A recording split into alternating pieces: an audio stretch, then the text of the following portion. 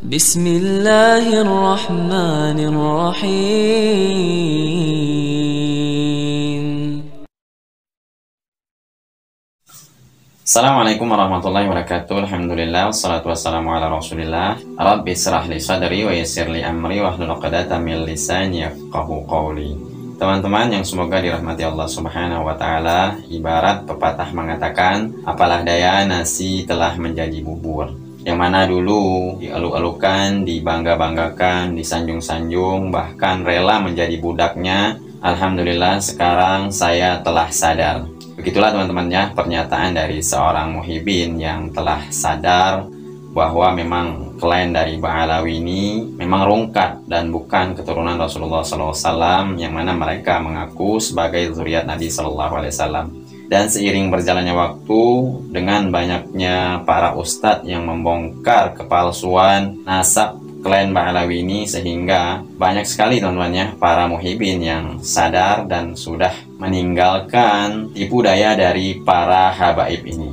Dan pernyataan muhibin ini teman-temannya diungkapkan di depan Kiai Imanuddin, di mana di saat itu muhibin ini pernah katanya berprasangka buruk kepada Kiai Imanuddin tersebut, karena Kiai Imanuddin telah berani bicara lantang kepada para habaib ini. Dan coba kita simak pernyataan dari muhibin ini yang sudah tidak percaya lagi dengan klien Ba'alawi yang mengaku keturunan Rasulullah SAW. Izin bertanya, sebelumnya untuk Kiai Imanuddin saya mohon maaf karena pernah suuzon. Sekali lagi saya mohon maaf pernah suuzon karena saya ini sering jelajah di dunia medsos, dan saya tahu dari kecil itu bahwasanya Habib itu ya keturunan Nabi. Nah, namun pada saat ini yang masih membuat ganjalan di hati, pandangan secara akademisi, mengapa penelitian ini baru dilakukan sekarang? Kenapa tidak dari dulu, sehingga semua warga Nahdien itu lebih mengetahuinya sejak dini?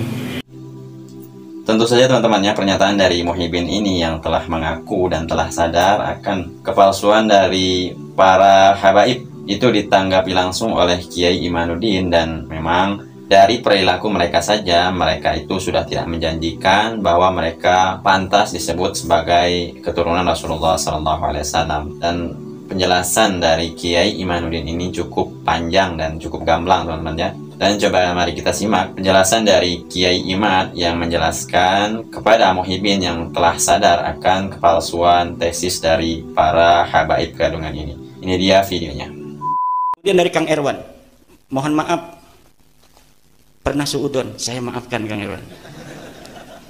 Dan saya itu sudah komitmen tidak akan marah pada siapapun mencaci saya, termasuk pada habaib. Tidak ada itu nanti saya tuntut mereka itu. Orang saya aja kalau digituin marah nih. Saya aja kalau misalnya saya ini Habib nih, ada misalnya Imaduddin misalnya itu muncul, saya marah juga. Sebelum nanti saya sadar. Dan saya doakan mudah-mudahan habaib semuanya sadar juga bahwa ini kita ini bukan benci. Kalau benci dari dulu saya tidak mengisbat Ba'alawi. Kitab saya sudah mengisbat Ba'alawi 2018 sebelum penelitian, itu membuktikan bahwa saya tidak karena kebencian. Nah, ketika saya membaca, meneliti, menelusuri, ada kesimpulan lain, wajib saya harus menyampaikan. La yajuzu lil alimi kitmanu ilmihi fi hadzal bab. Tidak boleh kita menyembunyikan ilmu. Makanya saya sudah memaafkan.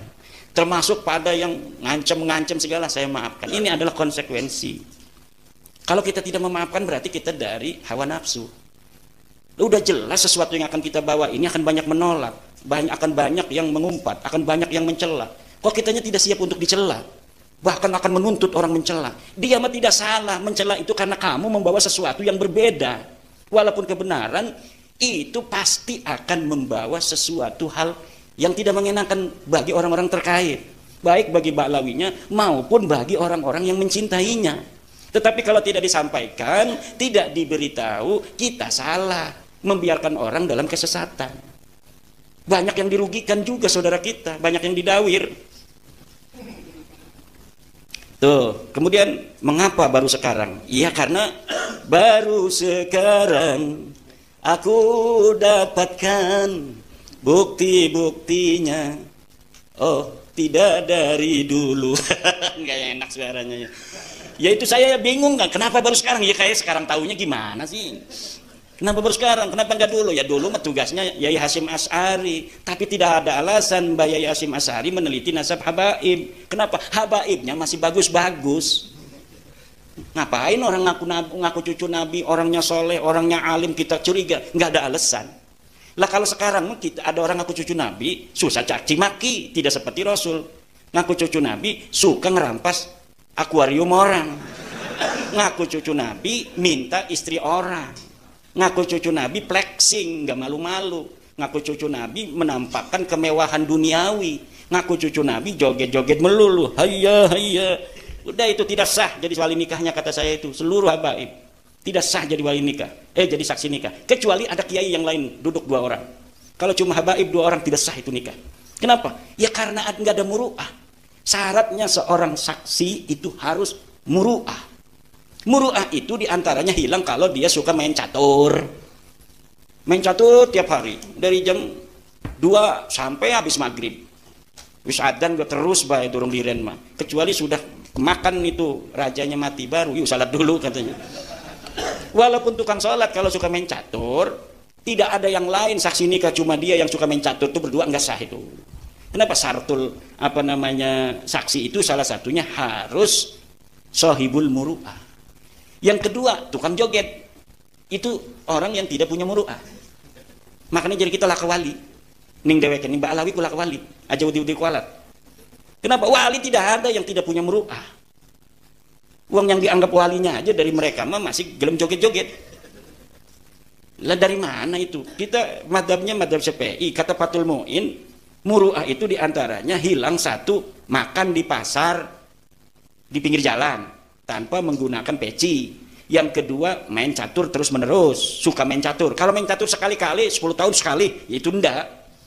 Yang kedua, yang ketiga adalah joget. Joget walaupun sekali, kalau di shooting itu berulang-ulang, itu arane mudawim. Walaupun sekali jogetnya, tapi pengulangannya dia itu sadar di kamera mau joget. Itu sudah hilang walaupun hanya sekali. Kenapa? Videonya terus diulang. Akan jadi pelajaran bagi santri-santri kita. Kalau mereka dianggap orang yang soleh, nanti anak-anak kita, orang-orang Jawa, yang kiainya, coba lihat ada nggak sih kiai NU yang turun itu? Ada Gus Baha, katanya Gus Baha mah dipaksa itu, lihat videonya. Dipaksa nggak mau Gus Bahanya, tapi nggak enak. Ada di dalam majmuk. Bagaimana kalau nggak enak? Ada itu. Kalau nggak enak ditarik begitu, masa? Nggak mau, langsung pencak. Wih, nggak bagus. Coba lihat Gus Baha ketika joget itu, dia tidak mau. Dia dipaksa. Mungkin supaya ada alibi. Weh, ada kiai Jawa juga yang joget-joget itu. Tidak ada. Kiai-kiai yang NU, Suriah NU, joget marawis. Hanya nggak ada. Itu sudah qillatul muru'ah. Sudah tidak sah jadi saksi nikah apabila munfaridaini. Kalau yang lain ada nih, santri misalnya ada 5 orang duduk, dia jadi saksi muayyan, tetap sah. Habib jadi saksi muayyan itu. Kenapa? Dianggap si jodoh itu sing saksi bener mah. Walaupun tidak dicatat. Tapi kalau saksinya hanya mereka berdua, siapa saja yang pernah dinikahkan oleh habaib berdua saja, tidak ada yang lainnya, ulangi lagi nikahnya itu. Ya premin, hukumnya begitu. Katanya kita ngaji kitab kuning. Oh, kitab kuning barang yang habaibnya, kecuali habaib. Ya, nggak bisa. Semuanya masuk gitu.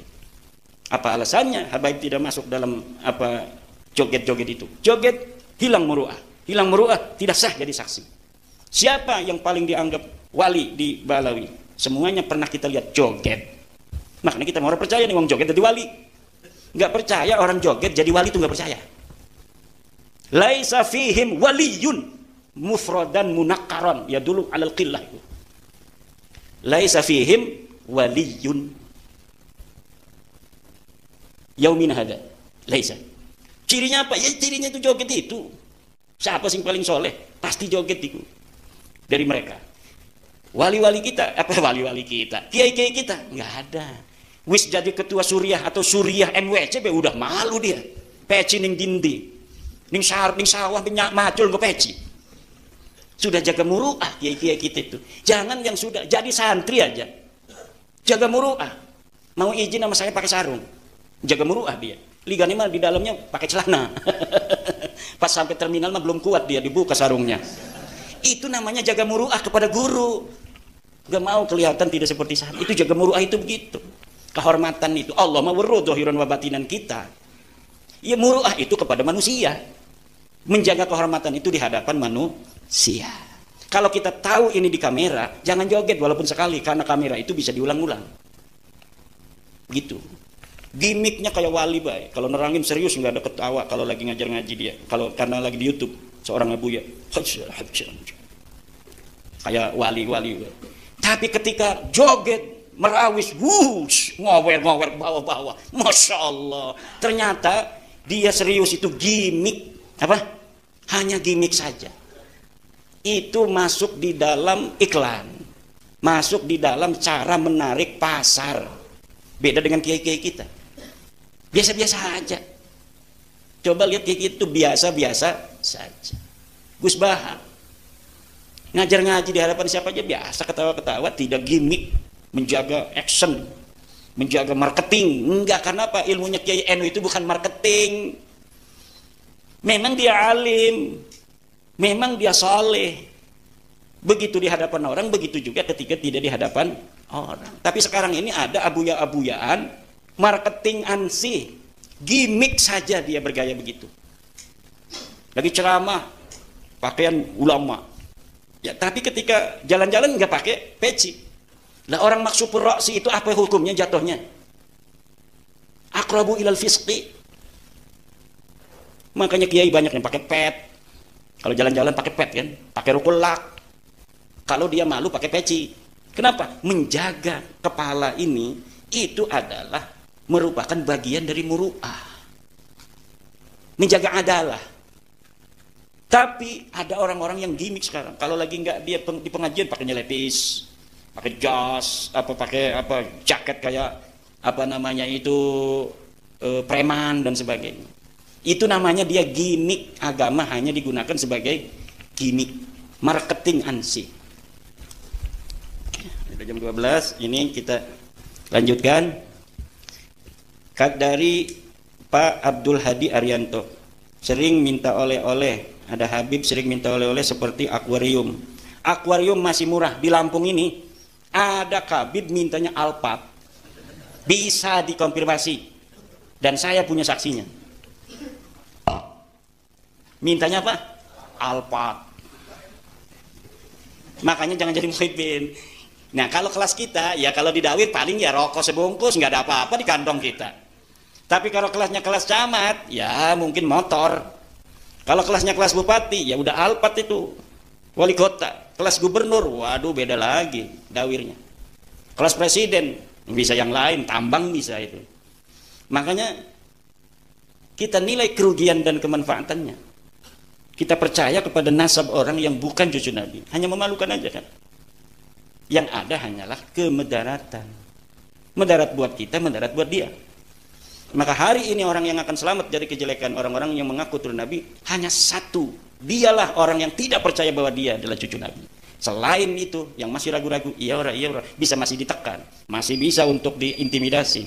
Kamu nggak percaya, kamu akan masuk neraka. Aneh ini cucu Nabi, turiat Nabi, cucu Nabi, kekasih Nabi dan sebagainya. Kita akan terngiang-ngiang. Tapi lamun deklarasi di dalam hati, proklamasi, sendiri aja kita ngomongnya. Saya tidak percaya bahwa Habib cucu Nabi. Sendiri ngomong, ketika ada dia, nggak bakal kena. Dia ngomong sedikit aja ngelunjak, kita bisa melawan. Tapi kalau dalam hati kita masih ada sedikit saja kepercayaan, sulit kita untuk bisa membela diri ketika sedang berhadapan. Karena yang kita inginkan kecintaan Rasulullah. Ini saja yang ada di otak kita, kecintaan Rasulullah, barokah, syafaat dari Rasulullah. Sementara sebenarnya orang itu hanya menggunakan nama Rasul untuk kepentingan dia. Itu saja yang terjadi. Maka harus proklamasi sendiri masing-masing. Kalau tidak proklamasi, rasakan sendiri aja. Nasab yang mana yang harus diikuti? Habib yang mana? Ini Habib itu hanya keturunan Ba'lawi asalnya. Jadi keturunan Nabi itu kan tidak ada gelar sebenarnya. Cuma kemudian di abad ketiga Hijriah muncul sebuah tradisi dari umat Islam, dimulai dari para raja-raja menyebut turunan Nabi Sayyid dan Syarif. Kemudian berlangsung terus Sayyid Syarif, Sayyid Syarif. Ba'lawi ini ada di Mekah sebagian. Tidak boleh oleh Syarif Awan Mekah, penguasa Mekah, menggunakan Sayyid. Karena mungkin sudah tahu mereka. Ini mengaku, kan mengaku itu namanya iddia. Iddia itu harus diikrar oleh orang-orang yang sudah sebelumnya ada. Orang yang ngaku anaknya Kiai Imam Syafi'i itu namanya iddia. Nah kata Imam Syafi'i, betul dia anakku, itu namanya ikrar.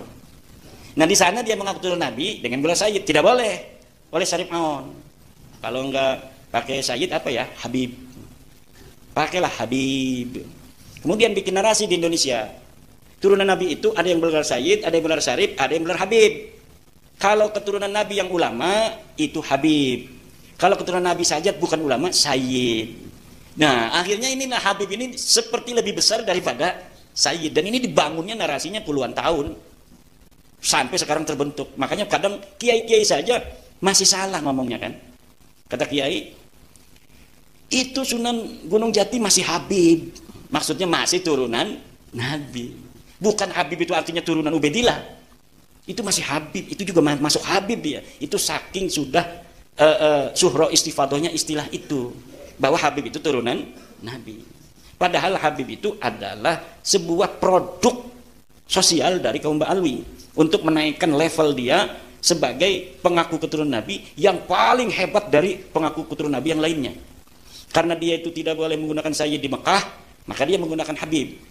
Setelah itu pinter dia, Habib itu turunan Nabi yang sekaligus ulama. Kalau yang belum ulama tetap dipanggilnya Sayyid. Lah akhirnya kan hari ini orang yang Sayyid itu tidak terlalu dihormati. Datang Sayyid Fadil Al-Jailani dari Turki, dari Libanon, turunan Syaikhul Qadir. Biasa-biasa saja, wong gelarnya bukan Habib. Tapi lamun ana wong sing pakai gelar Habib itu dihormatinya beneran. Karena apa? Kalah menggunakan istilah oleh sebuah iklan yang terus menerus. Nah ini makanya dalam teori kebenaran hari ini, kebenaran itu bukan hanya kebenaran, tapi kebohongan yang diulang-ulang pun nanti akan bisa menjadi sebuah kebenaran. Dan itu yang sudah terjadi. Kemudian nasab yang mana?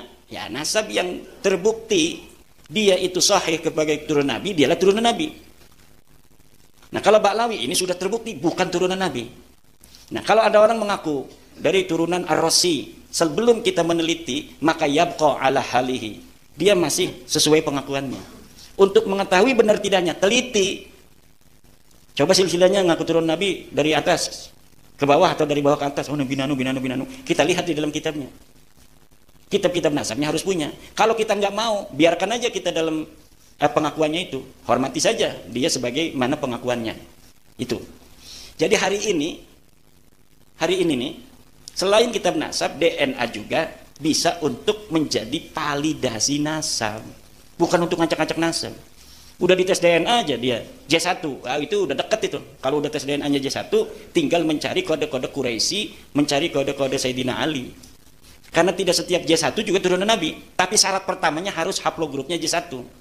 Sesudah haplogrupnya J1 baru dilihat apakah ada kode Quraisy. Itu ada di dalam badan kita ini kode Quraisy. Sekian. Kode Sayyidina Ali GFC 1050 atau 15.000 ya, itu saya lupa itu. Itu ahlinya Dr. Sugeng. Itu ada semuanya. Jadi hari ini kalau ada orang ngaku Nabi dibawa ke tes DNA itu langsung seret sahih. Kalau kita begini kan sebenarnya masih bisa dibantah-bantah, bisa bohong. Tapi getih mau bisa.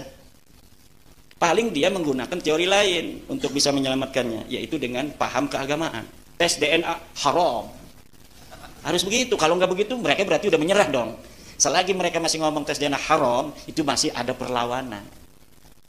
Tinggal kita mencari dalil. Istidlalnya dari mana DNA haram itu? Nggak ada kan, cuma fatwa haram tapi nggak ada istidlalnya. Sedangkan dalam kaidah, idza wujidatil maslahatu fasamma syar'ullah. Ketika maslahatan itu ada, disitulah ada syariat Allah. Jadi sesuatu yang tidak ada dalilnya dari Al-Quran Al-Hadis, tidak ada di ijma'nya, di qiyas juga susah, ya kita tinggal maslahat apa tidak buat masyarakat. Idza wujidatil maslahah fasamma syar'ullah. Idza wujidan nasu fasamma al maslahah. Kalau nas itu ada, di situ ada kemaslahatan. Nas sudah ada di Al-Qur'an. Walaupun tidak sesuai dengan akal kita, pasti di situ ada kemaslahatan. Tapi untuk sesuatu yang tanpa ada nas, itu yang dilihat adalah maslahat apa tidak. Kalau ada maslahat, disitulah syariat Allah. Kira-kira maslahat enggak tes DNA itu? Ada orang ngaku-ngaku nih, ini anak saya bukan anak kamu. Wih, anak saya, lahirnya dari istri saya. Iya, tapi waktu kamu pergi, saya buain dia. Misal dia ngakunya begitu. Nah, ini harus dites DNA. Maslahat apa tidak tes DNA? Maslahat. Sekarang ada para ahli ngomong, kami bisa menelusuri sampai Nabi Adam. Yang ngomong Dr. Sugeng, Dr. Ari Keng, Dr. Aswaibi dari Yaman, dan lain sebagainya. Dr. Abdul Aziz dari Timur Tengah ngomong bahwa keturunan Nabi itu kalau benar haplogrupnya J1. Ya udah, pada ahlinya yang ngomong, masa yang ngomong itu ahli? Alhamdulillah teman-temannya, semoga video tadi bermanfaat dan menambah keyakinan untuk kita bahwa satu prinsip yang harus kita pegang, keturunan Nabi itu bukanlah jaminan mereka pasti akan masuk surga, dan jaminan kita masuk surga tersebut adalah kita bertakwa kepada Allah Subhanahu wa taala. Siapapun orangnya teman-teman ya, apabila dia telah memurnikan tauhid, menjauhkan syirik, menjauhkan dari bid'ah, menjalankan perintah-perintah Allah, menjauhi larangannya, insya Allah teman-teman ya, kita akan masuk surganya Allah dengan selamat. Subhanakallahumma bihamdika, asyhadu an la ilaha illa anta, astaghfiruka wa atubu ilaik. Assalamualaikum warahmatullahi wabarakatuh.